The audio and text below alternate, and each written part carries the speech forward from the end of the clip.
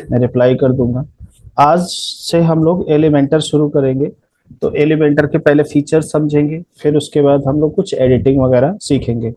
तो एलिमेंटर एक front end editor tool है, प्लगइन है, जिसके जरिए हम आसानी से बिना किसी कोड के एक अच्छा लेआउट बना सकते हैं, एक अच्छा डिजाइन बना सकते हैं। मतलब कोई भी डिजाइन हम अच्छे से अच्छी वेबसाइट, अगर मैं इस वेबसाइट की ही बात करूं मैं, जैसे समर्थ भारत देख लो।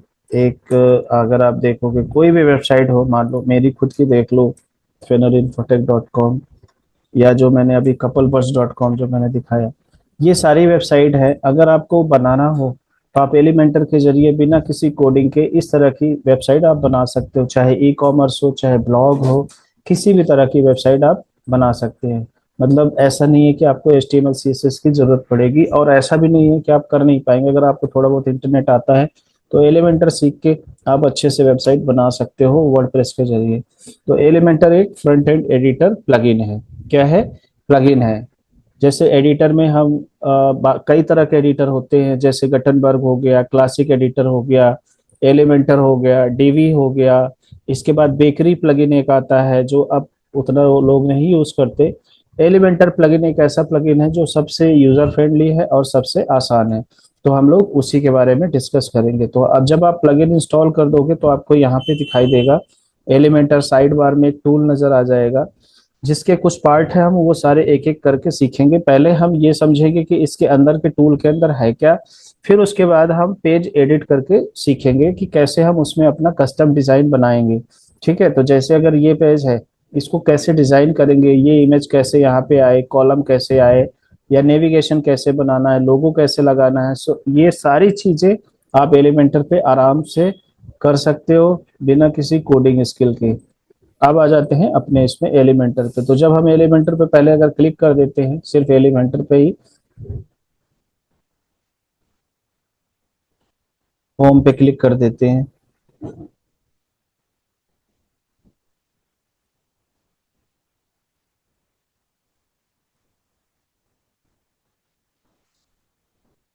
ठीक है? तो एलिमेंटर पे जब हमने क्लिक किया तो ये हमारा डैशबोर्ड आ जाता है। इसमें ऐसे कोई खास चीजें नहीं है। एलिमेंटर का दो वर्जन है, एक प्रो है और एक फ्री है। तो पहले वो फ्री देता है, बोलता है आप इससे यूज करो, जितना आप यूज कर सकते हो करो, अदरवाइज प्रो में आप जा सकते हो। प्रो में क्या होता है, बहुत कुछ एडवांस टूल होते हैं, उसके जरिए आपको चीजें कम समय में हो जाता है, बिना एक्स्ट्रा प्लगइन के कर लिया जाता है। अदरवाइज आपको कुछ प्लगइन्स आपको एक्स्ट्रा डालनी होती है। साथ के साथ एलिमेंटर में बनी बनाई थीम मिल जाती है, बहुत सारी लैंडिंग पेज मिल जाता है। लैंडिंग पेज वो होता है जो कि सिंगल पेज होता है, उसमें हेडर फुटर नहीं होता है, नेविगेशन या लोगो, सिंपल। वो एडवर्टाइजिंग के पर्पज से, लीड जनरेशन के पर्पज से यूज किया जाता है लैंडिंग पेज। तो ये सारी चीजें आपको रेडीमेड बनी बनाई मिल जाती हैं प्रो वर्जन में। तो प्रो का मतलब होता है पेड। ठीक है ना? जिसमें आपको कुछ ना कुछ सब्सक्रिप्शन पे करना होता है, मंथली या ईयरली या वन टाइम जो भी है। ठीक है? तो ये डैशबोर्ड है, इसको आप छोड़ दो अभी, इस पे हम नहीं जाएंगे ज्यादा। जैसे अब उसके बाद जाते हैं सेटिंग्स पे। तो जब हम सेटिंग्स पे जाएंगे तो आपको जो आपकी वेबसाइट है उसमें क्या क्या सेटिंग है उसमें आ जाएगा। तो सेटिंग में जैसे आया हमारा general tab, integration tab, advance, performance और फीचर्स। ठीक है? तो जनरल में हमारा आ जाता है जैसे कि आपको ये दिखाना कहाँ कहाँ पे है। तो ये जो एलिमेंटर टूल है, जैसे हमने, हमारा एक पोस्ट है, पोस्ट में दिखेगा कि नहीं दिखेगा? अगर मैं यहाँ से डिसेबल कर दूं तो ये जो हमारा एलिमेंटर का प्लगइन है, ये पोस्ट या पेज में दिखेगा ही नहीं। ठीक है?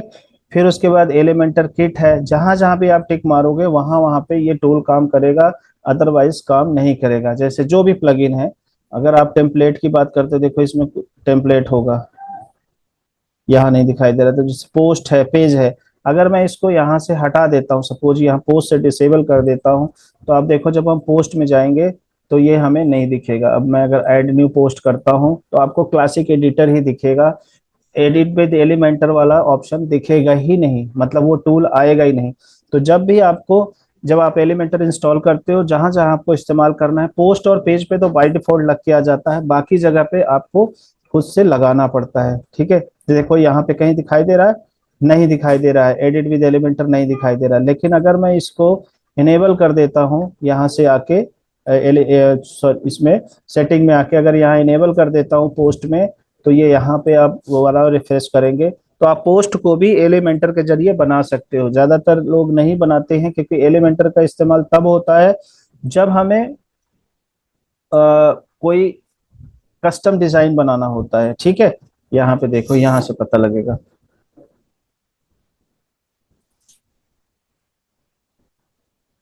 देखो माउस ओवर किया, देखो एडिट विद एलिमेंटर आ रहा है, यहाँ पे आ रहा है ना क्लासिक एडिटर। अगर मैं इसको एडिट कर देता हूँ तब भी देखो आता है कि नहीं, क्योंकि हमने यहाँ पे टिक मार्क कर दिया है। ये देखो, ये आ गया, एडिट विद एलिमेंटर आ गया यहाँ पे। लेकिन अगर मैं इसको हटा देता हूँ, पोस्ट को डिसेबल कर दूंगा और फिर रिफ्रेश करूंगा तो एडिट विद एलिमेंटर नहीं आएगा यहाँ पे। ठीक है, ये देखो गायब हो गया ना। तो आई होप कि ये क्लियर हो गया होगा। इसी तरह से हम जहां जहां भी है वहां पे टिक मार देंगे हमें जहां चाहिए। ठीक है, उसके बाद आता है default checking the box Elementor, ये छोड़ दो, ये भी छोड़ दो, बाकी जो जैसे हैं एज इट इज रहने दो और इसको सेव कर दो। ठीक है, तो ये हो गया, जनरल टैब हमारा कंप्लीट हो जाता है। उसके बाद आ जाओ इंटीग्रेशन में। इंटीग्रेशन है जैसे कोई हमें एपीआई लगाना हो गूगल मैप का, तो ये जब आपको गूगल मैप का सेट टॉपिक आएगा उस समय, तो अब आप गूगल मैप भी एम्बेड करना हो आप यहाँ पे एपीआई लगा सकते हो। फिर उसके बाद एडवांस में आ जाओ। एडवांस में है, इसमें आता है कि switch editor loaded method disable करना है या इनेबल करना है। तो ज्यादा जो ये डिफॉल्ट आ रहा है इसको नहीं छेड़ते, डिसेबल ही रखते हैं। इसको भी फाइल अपलोड का ऑप्शन भी इसको डिसेबल ही रखते हैं। गूगल फ़ॉन्ट, जो दो तरह की तीन तरह के फ़ॉन्ट होते हैं, फ़ॉन्ट हम इस्तेमाल करते हैं। जैसे एक होता है जो आपके कंप्यूटर में होता है, एक होता है कि आप कस्टम फ़ॉन्ट जो है बाहर से डाउनलोड करते हो दूसरी वेबसाइट से और यहाँ मीडिया फाइल में अपलोड करते हो और उसको आप इस्तेमाल करते हो। एक होता है गूगल फ़ॉन्ट, मतलब गूगल के पास खुद ही फ़ॉन्ट इतने सारे हैं, आप उसको चाहो तो ऑनलाइन इनेबल कर सकते हो। ऑन है सर कंप्यूटर, है ना। गूगल फ़ॉन्ट आप यहाँ पे जैसे भी है, ये कैसे इस्तेमाल करता है करना है वो मैं आगे बताऊंगा। यहाँ पे बहुत सारे फ़ॉन्ट्स है, आपको जो चाहिए जैसे चाहिए सेलेक्ट कर लो। और उसके बाद जो इसके गाइडलाइंस हैं वो मैं ट्यूटोरियल बताऊंगा बाद में जब कोडिंग का पार्ट आएगा। तब उस तरह से, तो इसमें क्या होता है एलिमेंटर में ना, बाय डिफॉल्ट कनेक्टेड होता है गूगल फ़ॉन्ट। अगर आप इसको डिसेबल कर दोगे तो ये गूगल वाले फ़ॉन्ट नहीं उठाएगा, इनेबल कर दोगे तो जितने गूगल के फ़ॉन्ट है सब आपको इसमें नजर आएंगे। फिर उसके बाद है गूगल फ़ॉन्ट लोड, इसको छोड़ दो। इसको भी फ़ॉन्ट ऑसम, फ़ॉन्ट ऑसम क्या होता है कि ये एक आइकन है यहाँ पर, एक जैसे आइकन आप निकालते हो इमेज के रूप में, तो जब आप वेबसाइट बनाओगे तो बहुत सारे आइकन लगाने पड़ेंगे। ठीक है, तो वो वो आइकन फ़ॉन्ट के रूप में आते हैं। एक वेबसाइट है फ़ॉन्ट ऑसम के नाम से, यहाँ पर आपको बहुत सारी चीजें मिल जाती हैं। अगर हम इसको इनेबल कर देते हैं यहाँ पर फ़ॉन्ट ऑसम को, ठीक है ना, फ़ॉन्ट ऑसम से स्क्रिप्ट, तो ये ऑन हो जाएगा। जो चीजें यहाँ पे मिलेंगी वही चीजें आपको यहाँ पे मिल जाएंगी। तो अभी तो इसको नो ही कर देते हैं क्योंकि इसकी जरूरत नहीं है। फिर उसके बाद है जनरेटर टैग, इसको एज इट इज रहने दो और उसके बाद करने के बाद हम इसको सेव कर देते हैं जो भी चेंजेस करेंगे। तो ये रेयरली काम आता है, हमेशा नहीं आता, लेकिन जब आप एडवांस लेवल का काम करोगे तो आएगा। अभी सिर्फ आप जानकारी के तौर पे इसको समझो। तो यहाँ पे आप देखो फ़ॉन्ट ऑसम में आ जाते हैं। देखो कुछ भी आप सर्च करोगे यहाँ पे फ्री या पेड मिलेंगे। जैसे हमें आइकन लेना है तो हम ये आइकन, ये सारे जो आइकन है ना ये आपको मिल जाते हैं। तो जब हम आइकन इमेज फॉर्मेट में रखते हैं अपनी वेबसाइट में तो हमारी वेबसाइट का लोड टाइम बढ़ जाता है। लेकिन अगर हम वही सीएसएस या फ़ॉन्ट फॉर्मेट में रखते हैं, कोडिंग फॉर्मेट में रखते हैं, तो हमारी वेबसाइट की स्पीड बढ़ जाती है। ठीक है, तो अगर हम जैसे यहाँ पे ये आइकन है, जैसे ये क्लासिक वाले आइकन, अगर आपको ये यूज करना हो तो आप इसको फ़ॉन्ट की तरह यूज कर सकते हो ताकि इसको कलर चेंज कर सको। अगर आप इमेजेस के जरिए करोगे तो आप सीएसएस से कलर नहीं चेंज कर सकते। लेकिन अगर आप इसको, ये आपको ना कोड देता है, मान लो जैसे हमें ये सर्कल यूज करना है तो देखो ये कोड दिया है इसने। ठीक है, तो ये कोड कॉपी करके हम लगा देंगे, ऑटोमेटिक वहां पे हमारे दिख जाएगा। वो मैं आगे बाद में बताऊंगा। ठीक है, इसमें भी देखो अलग अलग तरह से, इस तरह का चाहिए, इस तरह का चाहिए, इस तरह का चाहिए। तो ये बाय डिफॉल्ट ये बहुत इंपॉर्टेंट है फ़ॉन्ट ऑसम। और ये कोड ले जाके कॉपी कर देंगे, वहां पेस्ट कर देंगे, यहाँ कॉपी करेंगे और वहां पे लग जाएगा। तो ये बहुत ही आसान है। यहाँ पे कुछ भी आप सर्च मारो ये सारे आइकन मिलेंगे। ये सब टेक्स्ट के फॉर्मेट में होंगे। आइकन भी कई तरह के होते हैं, जैसे क्लासिक सॉलिड, थोड़ा सा बोल्ड आता है, क्लासिक रेगुलर है, क्लासिक लाइट है, क्लासिक थीन है। तो इस तरह से आप जो है ना, कंप्यूटर ऑन है ना सर, ठीक है, तो यहाँ पर आप अपने हिसाब से इसको सर्च कर सकते हो। ठीक है। फिर उसके बाद आ जाते हैं यहाँ पर, नेक्स्ट है परफॉर्मेंस। परफॉर्मेंस में आपको कुछ नहीं करना है, ये एज इट इज रहेगा, इसको आपको छेड़ना नहीं है। ठीक है। फिर फीचर में आ जाओ, फीचर में भी आपको कुछ नहीं करना है, एज इट इज जो जहाँ पे जैसी सेटिंग है वैसे ही रहेगा, यहाँ पे आपको कुछ भी नहीं करना है। ठीक है। अब आ जाओ यहाँ पे, सेटिंग का आपका हो गया रोल मैनेजर। ठीक है। तो रोल मैनेजर में है कि एलिमेंटर का जो एक्सेस आप किसको देना है, एडिटर को देना है या सबको देना है। अभी हमने सबको दे रखा है, मतलब अगर सब्सक्राइबर होगा, एडिटर होगा, ऑथर होगा, जैसे हमने रोल बनाया था यूजर में, तो उसी तरह से हम जिसको चाहे उसको हटा सकते हैं कि इसको हमें नहीं देना है तो उसके लिए। हालांकि ये फीचर प्रो वर्जन में है, फ्री वर्जन में नहीं है। अब आ जाओ एलिमेंट मैनेजर। एलिमेंट मैनेजर में क्या होता है, जो भी एलिमेंट का मतलब होता है टूल, मतलब एलिमेंटर के जो टूल्स होते हैं दैट इज कॉल्ड एलिमेंट्स। आने दो उसको। यहां तक क्लियर है? अगर क्लियर है तो चैट में डालो यस। स्टूडेंट्स है इस पे। तो अब इसमें एलिमेंटर टूल, एक बार एलिमेंटर मैनेजर का देखते हैं कि अगर इसमें आ गया हो, लोड हो गया हो तो। ठीक है, नहीं हुआ अभी भी, जाने दो, टूल पे आ जाते हैं। आ गया आ गया आ गया, अरे यार shit।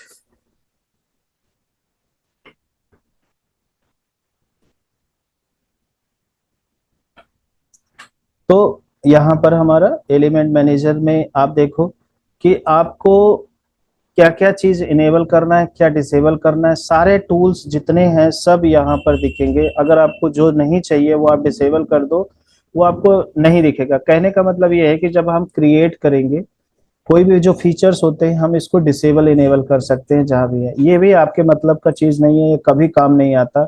आज तक मुझे तो कभी काम आया नहीं है। ठीक है। ये देखो, ये फीचर्स हैं प्रो वाले हैं। ठीक है। तो इसको अभी छोड़ दो, इस ये आपके काम का है ही नहीं। ठीक है। अभी आप फ्री वाले सीखो सिर्फ। अब आ जाओ टूल्स में। तो जब हम टूल्स में आते हैं तो जनरल में आ जाते हैं। जनरल में सबसे पहले एलिमेंटर कैशे। एलिमेंटर कैशे, पहले समझो कैशे क्या होता है। कैशे का मतलब होता है जब आप कोई वेबसाइट यूज करते हो या कुछ आप उसमें चेंजेस करते हो तो वो क्या करता है, टेम्परेरी मेमोरी में सेव कर लेता है। मतलब उसको याद रहता है कि हाँ अभी पिछले एक दो घंटे में, एक दो दिन, तीन दिन में क्या हुआ। अब वो क्या प्रॉब्लम होती है कि जब हम दोबारा चेंज करते हैं तो कभी कभी उसको ना नई चीजें नहीं याद हो पाती है, पुरानी याद रहती है। मतलब नए चेंजेस नहीं लाइव होते हैं, पुराने लाइव होते हैं। अब आप कहोगे जब ये प्रॉब्लम है तो ये है क्यों?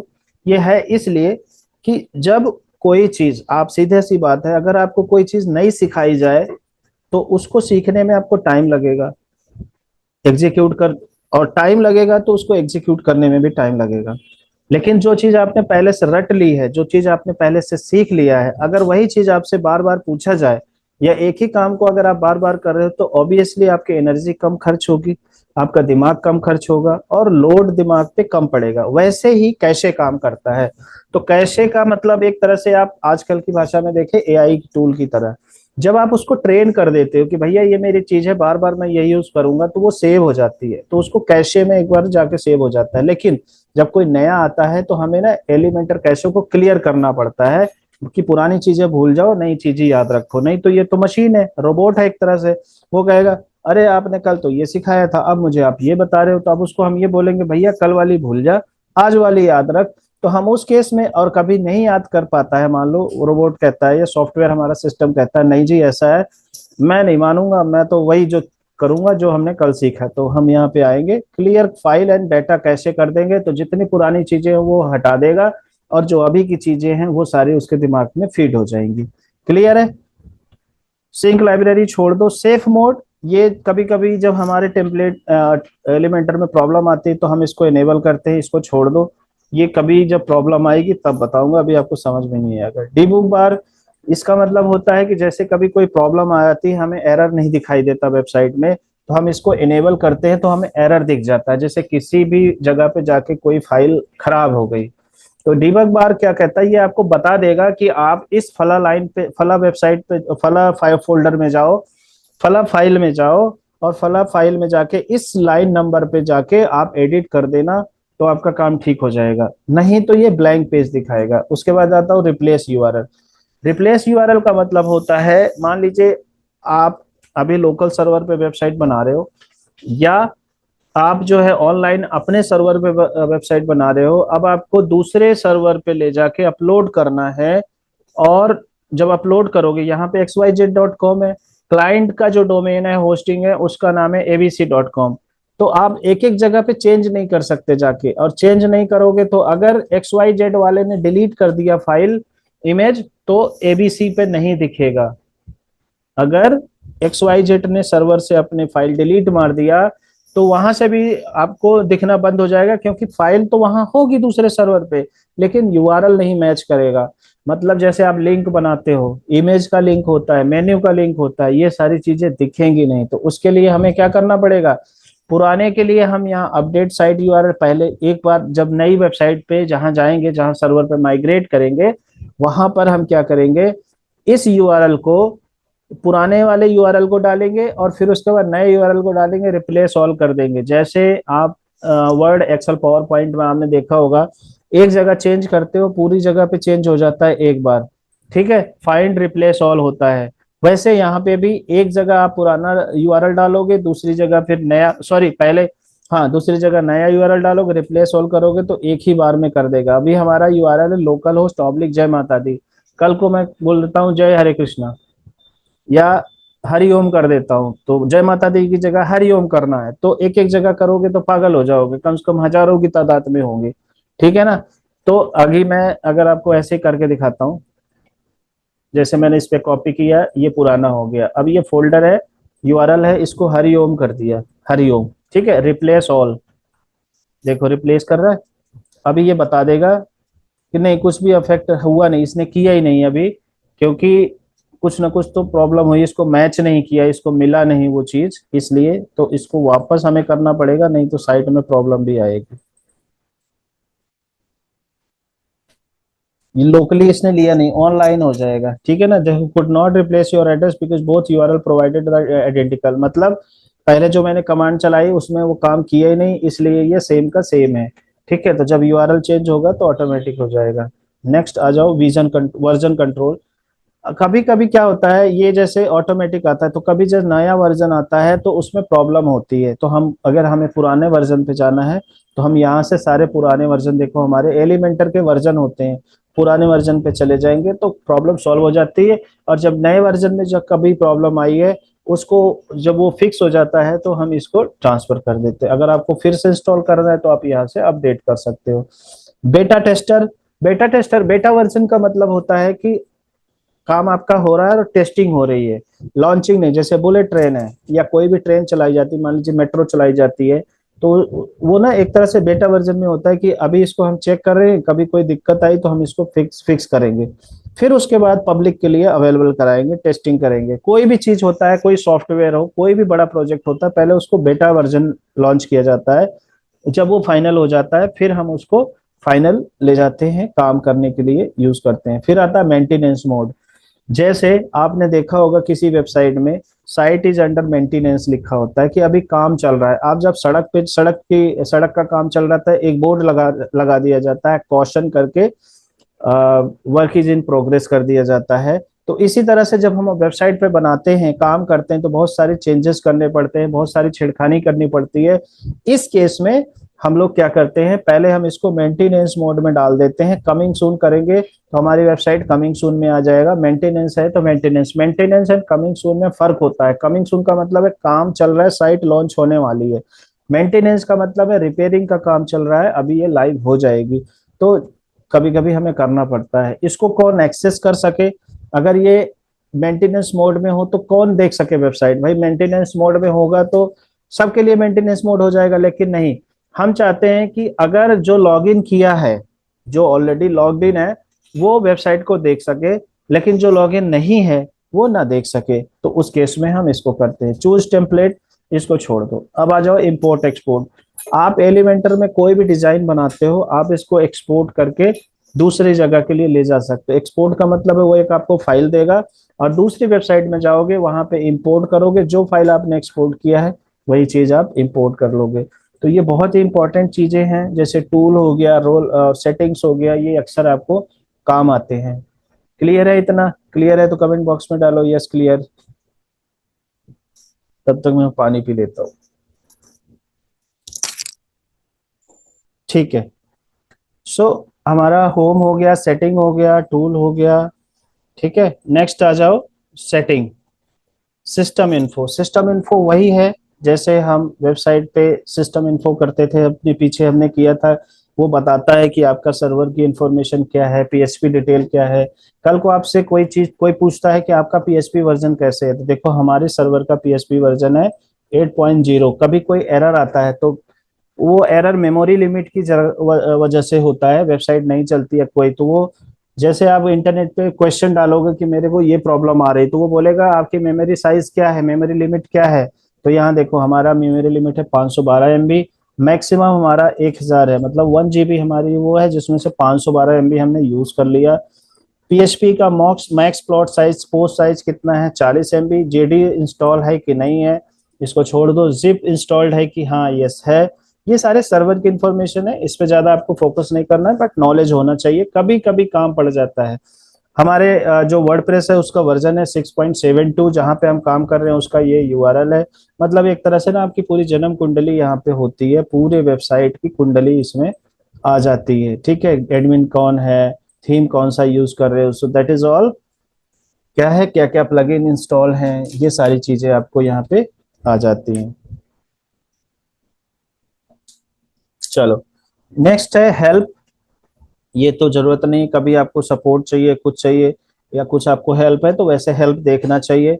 ये प्रो वर्जन के लिए होता है, जिसके जो प्रो प्लान यूज करता है ना, जो पैसे देता है, तो उसके लिए वो टिकट रेज कर सकता है। एलिमेंटर की टीम आके खुद से आपकी प्रॉब्लम को सॉर्ट आउट करती है। आपको सिखाएगी नहीं कि वेबसाइट कैसे बनाना है, लेकिन हाँ अगर उसकी वेबसाइट में कहीं कोई प्रॉब्लम है तो आपको बताएगा। बाकी आप इसमें एकेडमी है, आप सीख सकते हो कैसे एलिमेंटर काम करता है, कोई नया वर्जन आया है, कोई नया टॉपिक आया है, तो उसके लिए ये आपको हेल्पफुल रहता है। ठीक है, अब आ जाओ सबमिशन में। इसमें भी कोई खास नहीं है। ठीक है, ये प्रो के लिए है, ये आपके काम का नहीं है। कस्टम फॉन्ट में आ जाओ, जैसे मैंने आपको बताया, एक तो सिस्टम का फॉन्ट होता है, जैसे एरियल हो गया, टाइम्स न्यू रोमन हो गया। उसके बाद एक गूगल का होता है जो गूगल खुद देता है। एक होता है कस्टम फॉन्ट, तो आप इसमें फ्री वर्जन में कस्टम फॉन्ट नहीं इंस्टॉल कर सकते। फिर आ जाता है कस्टम आइकन्स, जैसे मैंने फॉन्ट्स का बताया आपको, फॉन्ट ऑसम का बताया था, वैसे ही कस्टम आइकन्स है, तो ये भी फ्री वर्जन में नहीं होगा। कस्टम कोड, ये भी प्रो वर्जन में आपको अलाउ नहीं करेगा। ठीक है, फिर उसके बाद एड ऑन है। एड ऑन का मतलब होता है एक्स्ट्रा फीचर्स, मतलब कोई फीचर्स हमें जब ऐड करना होता है, पेड या फ्री, तो उसके लिए देखो जैसे हमें साइट मेलर है, ये सारे प्लगइन है, एक तरह से कह सकते हो ये एलिमेंटर के प्लगइन है। काम आएगा वर्डप्रेस में ही, लेकिन ये एलिमेंटर के प्लगइन है। देखो एलिमेंटर एआई, एक्टिविटी लॉग, ये अभी काम नहीं आएगा, आगे बताएंगे। देखो ये ऑलरेडी हमने इंस्टॉल ही कर रखा है, इसेंशियल एड ऑन इंस्टॉल ही कर रखा है हमने। ठीक है, इसके बाद देखो अल्टीमेट एड ऑन, ये सब हमने इंस्टॉल ही कर रखा है। Fiverr, Elementor pack pro, hover, custom domains, gravity form, ये सारे फॉर्म बनाने के लिए हैं। ये बहुत सारे टूल्स हैं, जैसे जैसे जरूरत पड़ेगी उस तरह से आप सीखोगे।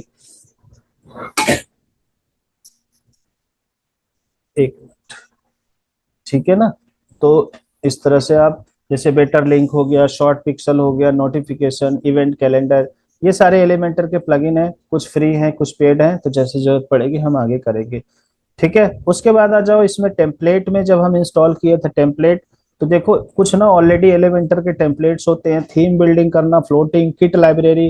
किट लाइब्रेरी का मतलब होता है कि इसमें क्या क्या टूल्स हैं, तो ये अभी आपको नहीं मैं बताऊंगा ज्यादा डेप्थ में, जब हम काम करेंगे तब आपको बताएंगे, क्योंकि अभी मैं बता दूंगा आपको समझ नहीं आएगा जब तक आप एलिमेंटर नहीं सीखोगे। ये एलिमेंटर के पार्ट है, इसेंशियल एड ऑन, मतलब इसमें कुछ ऐसी चीजें आती हैं जो प्रो में है, लेकिन एसेंशियल एड ऑन प्लगइन जब हम इंस्टॉल करते हैं तो हमें फ्री में मिल जाती हैं, एलिमेंटर किट्स।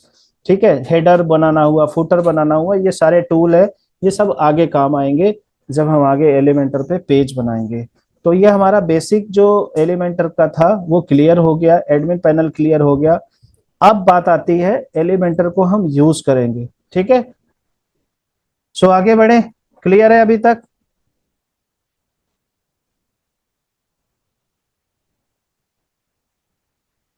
ठीक है, तो अब हम जब इसको यूज करेंगे तो यूज करने के लिए हम किस पे यूज करेंगे, पेज पे क्लिक करेंगे। तो सबसे पहला स्टेप है ऐड न्यू पेज पे क्लिक करेंगे हम। ठीक है, अब ऐड न्यू पेज पे हमने क्लिक किया, इसका नाम दे दिया होम पेज। क्या नाम दे दिया? Home page. इतना करने होम पेज पे जाने के बाद आप इधर साइड बार में आओगे, एट्रीब्यूट में आओगे, यहाँ टेम्पलेट पे आ जाओ। यहाँ पर आपको क्या करना है, यहाँ पे ऑप्शन दे रहा है टेम्पलेट। एक होता है एलिमेंटर कैनवस, एक होता है एलिमेंटर फुल विड्थ, एक होता है लैंडिंग पेज, एक होता है थीम। हम लोग क्या यूज करेंगे? Elementor canvas. अभी हम एलिमेंटर कैनवस करेंगे और इसको पब्लिश कर देंगे। ध्यान से सुन देखना।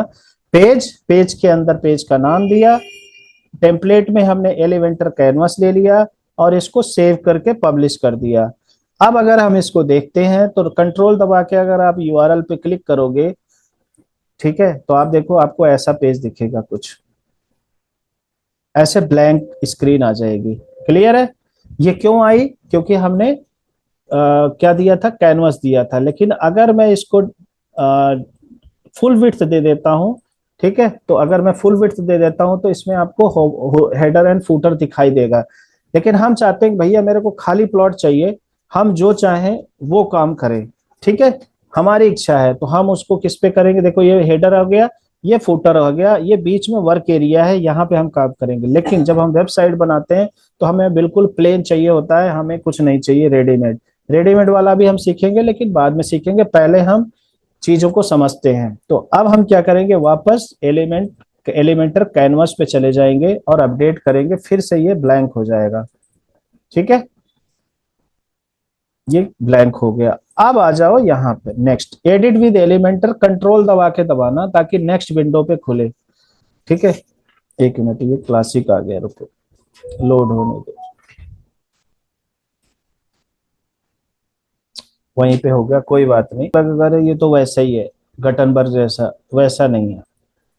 अब आ जाओ यहाँ पर, हम पहले समझ लेते हैं क्या क्या चीजें हैं। देखो ये सारे टूल बार है, हमें कहाँ पे क्या यूज करना है। जैसे कंटेनर हो गया, ग्रिड हो गया, ये सब मैं समझाऊंगा। टाइटल, ये सारे टूल्स हैं, इन टूल्स के बारे में एक एक टूल के बारे में समझाऊंगा। ये सारे प्रो वाले वर्जन है, प्रो वाले चीजें हैं। लॉक लगा हुआ है कि पैसे दो फिर लॉक खुलेगा, इसको छोड़ दो। ये देखो ये फ्री वाले हैं, टैब, अकॉर्डियन, ये सारे टूल का नाम है। ठीक है, ये सब हम प्रैक्टिस करेंगे वन बाय वन, एक भी नहीं छोड़ेंगे। तो ये साइड बार में हमारे विजेट्स है। देखो विजेट्स, टूल्स, प्लगइन, आप कुछ भी कह सकते हो। प्लगइन तो हो गया हमारा एलिमेंटर, और विजेट और या टूल हम कुछ भी कह सकते हैं। ऊपर हमारे टॉप बार है। टॉप बार में क्या क्या चीजें हैं? सबसे पहले हमारा एलिमेंटर है, थीम बिल्डर, हिस्ट्री, ये सारे चेक करनी है। कीबोर्ड के अगर शॉर्टकट समझना है तो यहाँ से शॉर्टकट जान लो, याद कर लोगे तो बहुत अच्छी बात है, काम फटाफट होगा, नहीं तो कोई बात नहीं, माउस से भी कर सकते हो। उसके बाद आ जाओ यहाँ पे हिस्ट्री। हिस्ट्री का मतलब होता है जो भी आप काम कर रहे हो, थोड़ी देर पहले हमारी चीजें कैसे है। जैसे आपने कोई काम गलत कर दिया तो आप चाहते हो 5 मिनट पहले जो चीजें थी जैसे वो वापस आ जाए, तो हम हिस्ट्री से करेंगे। यूजर प्रेफरेंस वही है। एग्जिट है, अगर आपको वापस वर्डप्रेस पे जाना है जहां पर आप थे तो एग्जिट हो जाओ। थीम बिल्डर है, इसको अभी छोड़ दो। फिर आ जाओ आप यहाँ पे। कभी कभी क्या होगा, ये टूल बार आपको नहीं दिखेगा, तो हम यहाँ पे प्लस पे क्लिक करेंगे तो ये ऐड एलिमेंट का ऑप्शन आ जाएगा। मान लो हम यहाँ पे हैं, आपको नहीं समझ में आ रहा हम कैसे जाएं, तो आप प्लस पे क्लिक करोगे, एलिमेंटर का पूरा स्क्रीन आ जाएगा। फिर उसके बाद आता है साइट सेटिंग। साइट सेटिंग का मतलब होता है कि हमारी वेबसाइट की क्या सेटिंग है। तो जो जनरल सेटिंग है, मतलब जब भी हम वेबसाइट बनाते हैं, जैसे कैनवा में हम ब्रांडिंग किट बनाते थे, पहले से डिसाइड कर लेते थे प्रो वर्जन में कि क्या क्या कलर होना चाहिए लोगो बनाने से पहले, साइट बनाने से पहले। तो वैसे ग्लोबल कलर क्या चीज रखना है हमें पूरी वेबसाइट का, हमारे जैसे ये 5 कलर है, primary colour, secondary colour, text colour, accent colour, ये सारी चीजें हम आगे करेंगे। तो क्या होगा कि हमारी पूरी वेबसाइट इसी के इर्द गिर्द घूमेगी। ठीक है ना, दिखाना है या नहीं दिखाना, अगर आप इसको टगल को हटा दोगे तो ये नहीं दिखेगा। अब वापस आ जाओ। ठीक है, ये सारी देखो, ये ग्लोबल फॉन्ट है। ग्लोबल फॉन्ट का मतलब होता है पूरी वेबसाइट में मेन फॉन्ट कौन सा होगा, अगर वो फॉन्ट ना मिले तो सेकंड फॉन्ट कौन सा होगा, अगर वो भी ना हो तो टेक्स्ट फॉन्ट, एसेंट फॉन्ट, इस तरह से। आ जाओ इधर, डिस्कार्ड करते हैं इसको। फिर आ जाओ ग्लोब, इसमें साइट सेटिंग में आ गए वापस। इसका आगे देखते हैं क्या है। ग्लोबल फॉन्ट है, आपको क्या फॉन्ट रखना है आप पहले से डिसाइड कर सकते हो। तो मतलब जब आप वेबसाइट बनाते हो ना तो आपको यूआई डिजाइन मिलता है। यूआई डिजाइन जनरली फिग्मा में भी बनाया जाता है, कैनवा में भी बनाते हैं, फोटोशॉप में बनाते हैं। तो वहां पे ना जो कलर होता है, जैसे वहां पे आपका जो डिजाइनर है वो देगा कि हमें 4 कलर में वेबसाइट बनाई है, 5 कलर में वेबसाइट है, प्राइमरी कलर कौन से है, सेकेंडरी कौन से हैं, टेक्स्ट के लिए कौन से हैं, एसेंट कलर कौन से हैं, फोंट कौन सा यूज करना है, ये सारा आपको डिजाइनर बताएगा। कभी कभी कई केसेस में क्या होता है, आपको डिजाइनर नहीं मिलता है क्योंकि बजट कम होता है, तो सब कुछ आपको खुद ही करना होता है। इस केस में आप खुद ही डिसाइड करते हो कि कौन कौन सा कलर लेना है, तो आप चाहो तो रख लो, नहीं तो नहीं। फॉन्ट कौन कौन सा रखना आप यहाँ से डिसाइड कर लो पहले से ही, ठीक है ना। उसके बाद जो है, आ जाओ नेक्स्ट, टाइपोग्राफी। टाइपोग्राफी का मतलब होता है टेक्स्ट, मतलब कौन से टेक्स्ट होंगे, उस टेक्स्ट का कलर क्या होगा। जैसे टाइपोग्राफी पे गए, हमें पूरी वेबसाइट में जहां जहां भी है टेक्स्ट का कलर कौन सा यूज करना है, जो भी हम दे देंगे वो यहाँ होगा। तो ये मेन हो गया। टाइपोग्राफी का मतलब हो गया फोंट कौन सा होगा, फोंट स्टाइल कौन सा होगा। देखो यहाँ से आप फोंट साइज कम ज्यादा कर सकते हो। इसके बाद आ जाओ, देखो इसके अंदर बहुत सारी चीजें हैं। फोंट वेट है, ठीक है, इस बोल्ड है, इटैलिक, अंडरलाइन, बोल्ड कितना करना है, ये सारे फॉन्ट वेट आ जाते हैं। ट्रांसफॉर्म में आ जाओ, upper case, lower case, capitalize, normal कैसे करना है, तो आप पहले ही डिसाइड कर देते हो, तो पूरी वेबसाइट में आप उसी तरह से हो जाता है। हर हेडिंग के लिए अलग टाइपोग्राफी होता है, टेक्स्ट के लिए अलग टाइपोग्राफी होता है।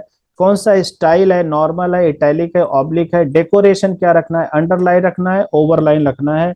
लाइन थ्रू, एक अंडरलाइन होता है जो टेक्स्ट के नीचे अंडरलाइन होता है, एक होता है ओवरलाइन जो टेक्स्ट के ऊपर होता है, और एक होता है लाइन थ्रू का मतलब होता है बीच में कटा होता है, नन का मतलब है कुछ नहीं, ठीक है ना। उसके बाद लाइन हाइट, जैसे आप कैनवा में करते थे, कोई पैराग्राफ होता था तो आप लिखते थे, तो वहां लाइन हाइट और टेक्स्ट स्पेसिंग करते हैं ना, तो यहाँ से लाइन हाइट आप कम ज्यादा कर सकते हो। तो ये टूल हर जगह आपको मिलेगा, कोई ये नहीं केवल यहीं पे आएगा। फिर उसके बाद आता हूँ लेटर स्पेसिंग। लेटर स्पेसिंग का मतलब होता है कम ज्यादा करना, कभी आपको एक टेक्स्ट के बीच में कम ज्यादा करना है तो उसके लिए है। अच्छा देखो यहाँ पर क्या है, आपको कंप्यूटर दिखाई दे रहा है। कभी कभी क्या होता है कि आपको कुछ चीजें डेस्कटॉप वर्जन में अलग करना होता है, कंप्यूटर मतलब कंप्यूटर पे अलग, मोबाइल पे अलग। तो हम जब दोबारा क्लिक करेंगे तो यहाँ देखो ये बोल रहा है भैया टैब में करना चाहते हो मोबाइल में, हम चाहते हैं कि मोबाइल में। तो आप यहीं से मोबाइल में जितना फोन साइज सेट करोगे वो मोबाइल का अलग होगा, डेस्कटॉप का जितना करोगे उसका अलग होगा, टैब का अलग होगा, लेटर स्पेसिंग अलग होगा। और अगर आपको वापस चाहिए एज इट इज, तो आप इसको यहाँ से हटा दो, अपने आप ये रिसेट हो जाएगा। वर्ड स्पेसिंग मतलब दो वर्ड के बीच का गैप, लेटर स्पेसिंग मतलब दो कैरेक्टर के बीच का स्पेसिंग, लाइन हाइट का मतलब होता है लाइन हाइट के बीच में स्पेसिंग, ठीक है। तो ये होगा टाइपोग्राफी, इसको आप खुद से यूज करना। अभी मैं आगे बता रहा हूँ, अभी सिर्फ एक तरह से ना इंट्रोडक्शन चल रहा है। अब आ जाओ जी नेक्स्ट, टाइपोग्राफी हमारा हो गया। फिर आ जाओ बटन्स। जितने भी हमारी वेबसाइट के बटन है उसमें क्या होना चाहिए, टाइपोग्राफी। वही सेम टूल आएगा कि बटन जहां जहां भी बटन यूज हो वहां वहां पे हमारा फॉन्ट फैमिली कौन सा यूज हो, बैकग्राउंड कलर कौन सा यूज हो, बोल्ड हो, इटैलिक हो, अंडरलाइन हो, स्पेसिंग क्या हो, ये सारी चीजें ये हो गया है, ठीक है। अगर आपको कस्टम बनाना है तो आप यहाँ से कस्टम ले सकते हो, जो आपने प्राइमरी सेकेंडरी बना रखा था वो। उसका टेक्स्ट के अंदर शेडो आए कि ना आए, अगर शेडो आए तो ब्लर दिखाना है, हॉरिजेंटल वर्टिकल कैसे दिखाना है, ठीक है, उसके लिए। फिर उसके बाद आपने देखा होगा बटन जब आप बनाते हो तो एक होता है जो आपके सामने होता है, दूसरा काम होता है जब आप उस पर माउस ओवर करते हो, ठीक है। तो माउस ओवर को बोलते हैं होवर, माउस ओवर को बोलते हैं होवर। और नॉर्मली जो हमें देखता है, तो जब हम नॉर्मली देखते हैं तो जो उसकी बटन की प्रॉपर्टी होती है वो टेक्स्ट कलर, कौन सा कलर आपको रखना है यहाँ से आप डिसाइड कर लो टेक्स्ट का। फिर उसके बाद बैकग्राउंड का कलर कैसे रखना है, ठीक है, उसमें क्या लोकेशन होगा, कैसे उसमें ड्रॉप ग्रेडियंट वगैरह रखना है। बाकी इसमें देखो ये देखो अलग अलग चीजें आ जाती हैं। कलर पे जब गए हम यहाँ पे क्लिक करते हैं कौन सा कलर रखना है, अगर शेडो रखना है तो हम कौन सा शेडो है। तो इस तरह से पूरे बटन का आपका पूरा फॉर्मेट आ जाता है। फिर उसके बाद आता है बॉर्डर में, आपको बटन के ऊपर बॉर्डर चाहिए कि नहीं चाहिए, बॉर्डर चाहिए तो कौन सा चाहिए, सॉलिड चाहिए, डबल चाहिए। सॉलिड का मतलब होता है एक लाइन आ जाती है, डबल का मतलब डॉटेड का मतलब है डॉट डॉट बॉर्डर आते हैं, ये सारा मैं करके दिखाऊंगा। डैश का मतलब है डैश आ जाता है, ग्रुप का मतलब है थोड़ा सा वो अंदर घुसा हुआ नजर आता है, ठीक है ना।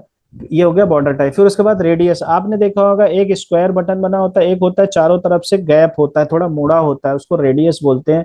तो आप टॉप बॉटम लेफ्ट राइट से कितना रेडियस चाहते हो वो चीजें आ जाती हैं। अच्छा यहाँ पर क्या है, अगर आप इसको ऑन कर देंगे तो एक बार जब आप करेंगे, जैसे इसको ऑफ कर दिया तो एक टॉप पे किया तो टॉप पे हुआ, लेकिन अगर आप इसको और सेलेक्ट कर देते हैं, अगर ऑन कर देते हैं तो एक जगह करेंगे तो ये दोनों जगह अप्लाई हो जाएगा, ऐसे ही मार्जिन में और ऐसे ही पैडिंग में हो जाएगा। ठीक है, क्लियर है। अब आ जाओ इमेजेस पे।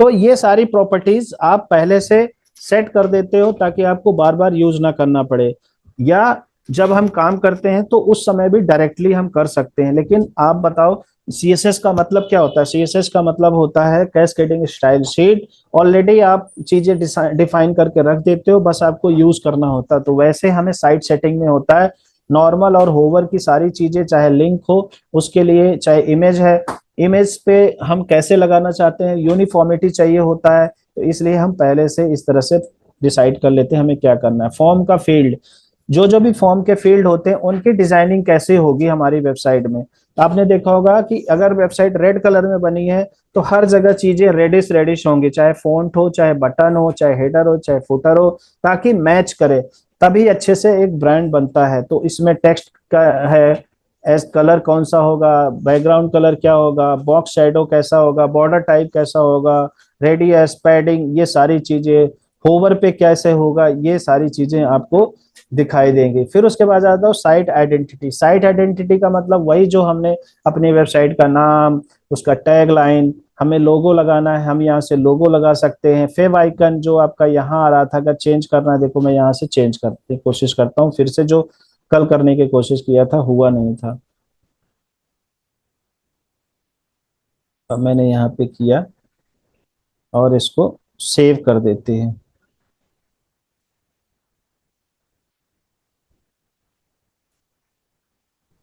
हो गया सेव, अब देखते हैं।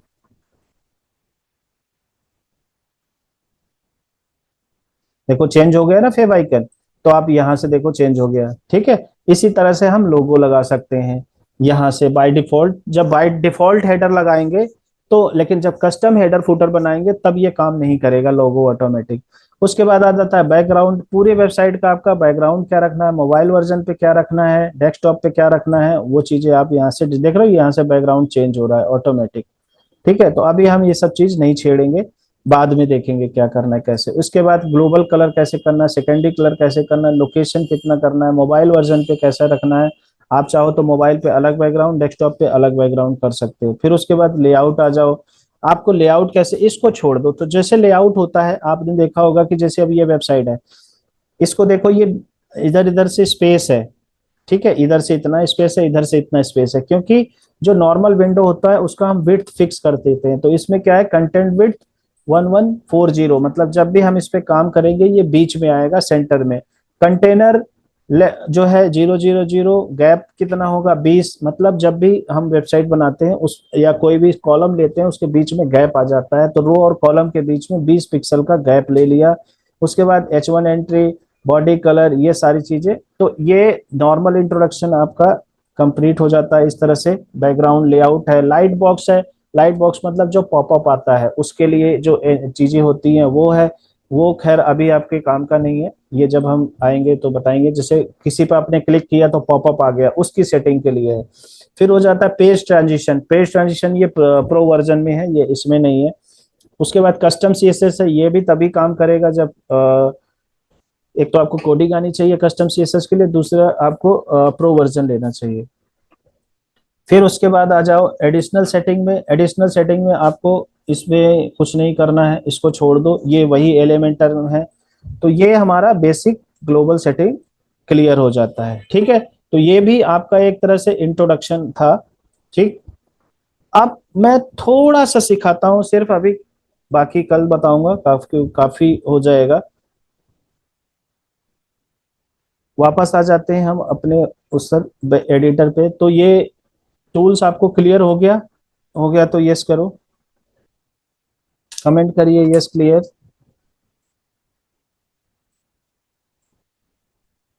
ठीक है, तो अभी आप देखो ये हमारा एरिया है, प्लॉट एरिया है जहां पे हम काम करेंगे। तो हम सबसे पहले क्या करेंगे, इसमें से सबसे पहले हम कंटेनर लेते हैं, एक सेक्शन लेते हैं। जैसे आप कोई खाली मैदान है, अगर आपको घर बनाना है तो आप एक एरिया पहले डिसाइड करोगे ना कि मुझे यहाँ से यहाँ तक घर बनाना है, इसी के अंदर हम सारा काम करेंगे। तो हम सबसे पहले यहाँ पे काम करेंगे, लेआउट लेंगे। तो लेआउट हमारा जो होता है वो दो होते हैं। ठीक है। Flex layout, grid layout. Flex layout क्या होता है कि हमें रो मिल जाती है, कॉलम मिल जाती है, रो के अंदर कॉलम मिल जाता है, कितने कॉलम लेने हैं, वो नीचे जाएगा ऊपर जाएगा, इसके लिए फ्लेक्स बॉक्स होता है। एक होता है ग्रिड बॉक्स कि आपको कॉलम बता देगा कितने रो कितने कॉलम लोगे, जैसे टेबल है उस तरह से। तो हम सबसे पहले फ्लेक्स बॉक्स लेते हैं। जब हमने फ्लेक्स बॉक्स पे क्लिक किया तो बोल रहा है आपको कौन सा स्ट्रक्चर चाहिए, केवल एक ही रो चाहिए, ठीक है, या दो कॉलम चाहिए, या एक कॉलम बड़ा एक कॉलम छोटा चाहिए, या चार कॉलम चाहिए, या तीन कॉलम चाहिए जिसमें एक कॉलम बड़ा,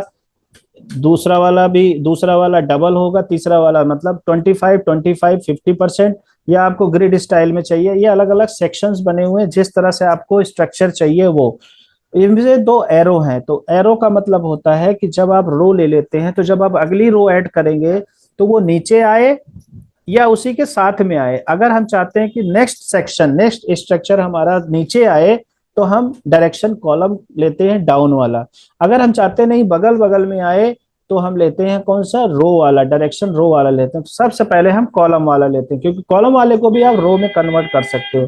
तो जब आपने रो पे क्लिक किया तो आपको यहाँ पे बाय डिफॉल्ट आ गया। अब यहाँ पर हम अपना विजेट डालेंगे तो फिर से प्लस मार्क करेंगे। देखो अब जब हमने ये किया तो इसको सेटिंग फिक्स कर सकते हैं, ये फ्लेक्स बॉक्स है या ग्रिड लेना है, आपको बॉक्स लेना है या फुल विड्थ। देखो अगर फुल विड्थ करेंगे तो पूरी वेबसाइट में आएगा। अगर हम बॉक्स में लेंगे तो सिंपल जो हम बॉक्स का जो विड्थ डिसाइड करेंगे वो आएगा। देखो अगर हम बॉक्स लेंगे तो इतना आएगा, अगर फुल लेंगे तो इस तरह से आएगा। जो ये हमारा देखो ये वेबसाइट है, ये पूरा फुल विड्थ में जा रहा है, तो ये बॉक्स कौन सा है, फुल विड्थ है। अगर हमें ये स्ट्रक्चर बनाना है मेन्यू वाला तो हम कौन सा लेंगे, ये वाला लेंगे। कौन सा लेंगे, बॉक्स वाला लेंगे। आई होप कि क्लियर है, ये डिफरेंस बहुत इंपॉर्टेंट है। उसके बाद मिनिमम हाइट। हाइट का मतलब होता है, ये देखो ये मेन्यू है, इसका हाइट कितना रखना है, ये स्लाइडर है, इसका हाइट कितना रखना है, ये अबाउट अस का सेक्शन है, इसका हाइट कितना रखना है, ये देखो ये सब सेक्शन है, इमेज और टेक्स्ट है, ये इसको कितना रखना है, ये देखो ये फुल विड्थ का सेक्शन है, इसकी विड्थ कितनी रखनी है। आप विड्थ यहाँ डिसाइड कर सकते हो। वैसे विड्थ ना हाइट डिसाइड नहीं करते, क्योंकि जितना हमारा कंटेंट होता है उसके हिसाब से अगर आप फिक्स कर दोगे तो फिक्स ही हो जाएगा। नेक्स्ट है आइटम। तो आइटम में क्या होता है कि अभी हमने जो आइटम लिया है कि जब भी हम कुछ ऐड करेंगे नीचे आएगा वर्टिकल में कॉलम। एक होता है हॉरिजेंटल, जब भी हम ऐड करेंगे वो बगल बगल ऐड हो जाएगा। जैसे अगर हम इस तरह की चीजें बनाएंगे तो हम इसके अंदर ये वाला ऑप्शन इनेबल करेंगे, डायरेक्शन आइटम का जो डायरेक्शन है रो हॉरिजेंटल करेंगे। लेकिन अगर हमें ये वाला डिजाइन बनाना हुआ, ये वाला डिजाइन बनाना हुआ, हेडिंग टेक्स्ट और ये, तब हम कौन सा डायरेक्शन रखेंगे, डाउन वाला रखेंगे। अगर हम चाहते हैं कि नहीं ये लेफ्ट से राइट नहीं, जैसे हम कोई मान लो अरेबिक की उर्दू की वेबसाइट बनाते हैं कोई, तो हमारा वो क्या होता है उसमें उल्टा होता है, लेफ्ट राइट से लेफ्ट जाता है। अगर हम चाहते हैं नहीं जब भी हम ऐड करें उसके ऊपर ऐड हो जाए तो हम कॉलम रिवर्स कर देते हैं। उसके बाद ये सारे टूल्स हम बाद में करेंगे, ठीक है, आप थोड़ा सा इंट्रोडक्शन ले लो। जस्टिफाई, जो भी हमारे अंदर कंटेंट हो या कोई भी इसके अंदर जो भी टूल डालें वो आपको स्टार्ट से करना है या सेंटर में करना है या एंड में आएगा सबसे लास्ट में, या स्पेस अपने आप बना लेगा बिटवीन। स्पेस बिटवीन का मतलब होता है अगर दो आपस में चीजें हैं तो अपने आप स्पेस मैनेज कर लेगा। एक है स्पेस अराउंड, वो चारों तरफ से स्पेस अपना मैनेज कर लेगा। एक होता है स्पेस इवनली, ये बाहर से भी अंदर से भी अपने आप एडजस्ट कर लेगा जो भी है। तो ये अभी आपको कम समझ में आएगा, जब हम प्रैक्टिकली करेंगे तो उस केस में ज्यादा समझ में आ जाएगा। फिर उसके बाद है अलाइन आइटम, जो भी इसके अंदर आप आइटम डालोगे चाहे इमेज या टेक्स्ट, वो किधर होगा, स्टार्ट से करना है, सेंटर में करना है, एंड में करना है, या स्ट्रेच कर देना है, वो भी आपको वन बाय वन आगे कराएंगे। उसके बाद आता है गैप्स, उसके बीच में गैप कितनी रखनी है, रैप करना है कि नहीं करना है। रैप का मतलब होता है, एक होता है कि आप आगे आगे बढ़ जाते हो, दूसरा होता है कि जैसे ही आपका कंटेनर जब पूरा हो जाएगा तो वो रैप हो जाएगा, मतलब दूसरी लाइन में आ जाएगा। ठीक है, नेक्स्ट है एडिशनल ऑप्शन में आ जाओ। इसमें ओवरफ्लो है, ओवरफ्लो हम डिफॉल्ट छोड़ देते हैं। हिडन ऑटो ओवरफ्लो का मतलब होता है जब भी हम कोई चीज बनाते हैं तो वो उसके ऊपर ओवरलैप हो जाए या उसके आगे बढ़ जाए। इसको अभी छोड़ दो, ये थोड़ा सा एडवांस लेवल का है, अभी इसको रहने देते हैं। तो अब इसको थोड़ा सा एक बार समझते हैं कि हमें इसको अगर ऐड करना है तो हम इस पे प्लस मार्क पे क्लिक करेंगे। अच्छा, यहाँ पे थोड़ा सा रह गया था, साइड सेटिंग के बाद हमारा स्ट्रक्चर है। जो भी हमारा काम होगा यहाँ पे बाय डिफॉल्ट ऐड होता रहेगा। जैसे हमने कंटेनर लिया था तो कंटेनर है, तो ये स्ट्रक्चर क्या होता है, ये एक तरह से मैप का काम करता है। आप किसी को भी पकड़ के उस एरिया पे जा सकते हो। हमने जैसे इस पे क्लिक किया तो ये कंटेनर सेलेक्ट हो गया। अगर हम इसके अंदर जाते देखो खाली है, तो हम ये प्लस पे क्लिक करेंगे तो ये एलिमेंट आ गया। अब इसके ऊपर हम एलिमेंट भी अगर हम लेते हैं तो हम इसमें क्या करेंगे, कंटेनर, तो इसको ड्रैग करके यहाँ पे ड्रॉप कर देंगे। सबसे पहले हमने स्ट्रक्चर लिया या कंटेनर है तो कंटेनर के अंदर कंटेनर ले सकते हो। अब इसकी विड्थ कितनी है, 100। हम चाहते नहीं जी 50% हो जाए। अब 50% की जगह बच गई तो इस कंटेनर को हम क्या करेंगे, राइट क्लिक करेंगे। चाहे यहाँ राइट क्लिक करके डुप्लीकेट कर दो, चाहे यहाँ राइट क्लिक करके डुप्लीकेट कर दो, या कंट्रोल डी दबा दो। अब हमने क्या किया, देखो अब ये इसके नीचे आ गया। ठीक है, क्यों आया, क्योंकि हमने जो कंटेनर लिया था वह वापस मेन कंटेनर पे जाते हैं। यहाँ पे हमने ये कॉलम वर्टिकल लिया था, अगर हम हॉरिजेंटल लेते तो ये बगल में, देखो ये यहाँ पे आ गया। ठीक है, एक बार इसका बैकग्राउंड कलर चेंज करके देखते हैं। तो अगर हम इसका बैकग्राउंड कलर चेंज करना है हमारे दोनों बॉक्सेस का, तो हम इस पे जाएंगे और स्टाइल पे जाएंगे, और यहाँ पे देखो बैकग्राउंड कलर है। देखो बैकग्राउंड क्लासिक रखना चाहते हो, ग्रेडियंट, तो अभी मैं क्लासिक पे जाता हूँ और यहाँ से कलर चूज कर लेता हूँ। देखो इसका बैकग्राउंड ये रख लिया, और वापस जाते हैं, इस पे जाते हैं दूसरे वाले पे, ये आइकन जो बना है, चाहे इस पे क्लिक कर लेंगे और स्टाइल पे जाएंगे और बैकग्राउंड टाइप पे जाएंगे, फिर बैकग्राउंड कलर पे जाएंगे और यहाँ पे आ जाएंगे। अब आपको समझ में आएगा। फिर हम मेन कंटेनर पे चले जाएंगे जो जिसके अंदर ये दोनों है। अब यहाँ पे देखो, अगर हमने इसको डाउन कर दिया तो इधर चला गया, और अगर हमने इस तरह से कर दिया तो इधर आ गया। इतना क्लियर है। तो ये चीजें हैं जो आपको अभी प्रैक्टिस करनी है। अब आगे मैं नहीं बताऊंगा क्योंकि आगे डिफिकल्ट हो जाएगा। अगर आपको खुद से करना है तो आप फिर से यहाँ पर इस, जैसे मान लो इसका कलर चेंज करना है, इसको मैं थोड़ा सा ग्रे कर देता हूँ। अब यहाँ पे हमें कुछ ऐड करना है तो आप कुछ भी ऐड कर लो इसके अंदर। हमें हेडिंग ऐड करना है, हमने हेडिंग ऐड कर लिया, देखो ये टेक्स्ट आ गया। ठीक है, अब इसके अंदर हमें कुछ और ऐड करना है तो हम फिर से एलिमेंट पे जाएंगे, प्लस पे क्लिक करेंगे। अब हमें इमेज चाहिए तो इसको उठा के हमने इमेज डाल लिया यहाँ पे, देखो। ठीक है, अब देखो क्या हुआ, ये दोनों बगल बगल में आए। ठीक है, क्या हुआ कि ये इसमें आ गया मेन कंटेनर में, जबकि हमें इमेज चाहिए था यहाँ। तो आप इस इमेज को उठा के इस वाले में कर लो, दूसरे वाले में। देखो ये यहाँ पे आ गया, तो ये देखो ये टेक्स्ट इधर आ गया, ये हेडिंग इधर है। हम चाहते हैं इसको ऊपर आए, इमेज के ऊपर, तो ये इधर आ जाएगा। ठीक है, अब हम इमेज टूल पे क्लिक करेंगे यहाँ पर, और यहाँ पर हम चूज पे क्लिक करेंगे, और यहाँ पर हमारा क्या होगा, जो भी हमारी, अगर हम इमेज अपलोड करना कर लेंगे, नहीं तो हमारी जो इमेजेस अपलोड है वो इमेज अपने आप सेलेक्ट हो जाएंगी। अब ये कह रहा है कि भैया कौन सा साइज, आपको याद होगा सेटिंग में हमने एडिट करवाया था थंबनेल का साइज मीडियम का, तो ये देखो साइज है, हमने 150 किया तो ये ऑटोमेटिक ये अभी ले लेगा। अब ये चीज यहाँ पे आ गया। अगर आपको यहाँ पे एज इट इज लेके आना है फिर से, तो दूसरे वाले बॉक्स में भी वैसे ही करना है, तो आप सबसे पहले प्लस पे क्लिक करोगे। ठीक है, फिर उसके बाद आप हेडिंग ऐसे ड्रैग एंड ड्रॉप करोगे। फिर उसके बाद अगर आपको इमेज चाहिए तो आप फिर से एलिमेंट पे क्लिक करोगे। ये देखो थंबनेल सेलेक्ट किया था ना, थंबनेल के साइज में आ गया। फिर से हम इमेज का विजेट लेंगे, तो इमेज का विजेट यहाँ पर हम उठा के यहाँ पे कर लेंगे। ये देखो, और इसको ध्यान से करना, नहीं तो इधर उधर जाएगा तो अपने आप। हम चाहते हैं हेडिंग के नीचे देखो हाईलाइट हो गया, और ऐसे इसको क्लिक कर लिया। अब ये कह रहा है भैया इमेज सेलेक्ट करो, हम वापस जाएंगे और यहाँ पे दूसरा इमेज सेलेक्ट कर लेते हैं। ठीक है, ये हमने सेलेक्ट कर लिया। अब ये इमेज है, हम चाहते हैं कि इसको थोड़ा सा जो पहले था वही आ जाए, तो थंबनेल है, हम चाहते हैं कि लार्ज साइज आए, तो ये पूरा लार्ज साइज आएगा। तो इस तरह से हमारा क्या होता है, ये क्लियर हो जाता है। अब हमें नेक्स्ट एक और चाहिए, तो हम फिर से या तो इसी को डुप्लीकेट कर लेंगे, इस पे प्लस पे क्लिक करेंगे, या हम यहाँ नीचे फिर से क्लिक करेंगे और फिर से फ्लेक्स बॉक्स लेंगे और एक फिर से कंटेनर ले लेंगे। देखो ये आ गया। अब इस बार हम यहाँ पे चाहते हैं इसका बैकग्राउंड अगर चेंज करना है तो स्टाइल पे जाएंगे और फिर से जाएंगे। आप यहाँ पे देखो कलर पे चले जाओ, अगर आपको इमेज रखना है तो आप इसमें इमेज भी रख सकते हो यहाँ पे। ठीक है, बैकग्राउंड में आप इमेज भी, हम चाहते हैं कि बैकग्राउंड में ये वाली इमेज आ जाए, तो देखो ये इमेज आ गई। अब ये इमेज आ गई, इसकी सारी डिटेल मैं बाद में दूंगा। आप चाहो तो इसको डिलीट कर सकते हो और आप चाहो तो इसको कलर कर सकते हो। ठीक है, तो ये हमारा ये सेक्शन बन गया। तो यहाँ से सेक्शन बनना शुरू हो गया है। तो अभी तक जितना मैंने किया ये एनफ है। बाकी की चीजें अब कल बताऊंगा, क्योंकि ज्यादा बताऊंगा तो आप लोग आधी से ज्यादा चीजें तो भूल जाओगे। अभी जितना बताया है, जैसे ऊपर का हमने 3 टूल बताया है, इसकी प्रैक्टिस करो। थोड़ा बहुत सेक्शन है वो बना के दिखाओ, इस तरह से बना के आप रिकॉर्ड करके बताना। अभी के लिए इतना ही, क्योंकि एलिमेंटर का पार्ट थोड़ा लंबा है तो ये हफ्ता 10 दिन चलेगा। अगर आपने एलिमेंटर अच्छे से प्रैक्टिस कर लिया तो आपकी सारी प्रॉब्लम सॉल्व हो जाएगी। इसको आपने बिल्कुल एकदम से एक चीज को बार बार देखो, बार बार प्रैक्टिस करो, और उस हिसाब से फिर आगे करेंगे। ठीक है, तो आज की सभा यही समाप्त करते हैं। अभी मैं आप लोगों को अनम्यूट करता हूँ, कोई क्वेश्चन है तो बताओ, नहीं तो फिर जय हिंद जय भारत।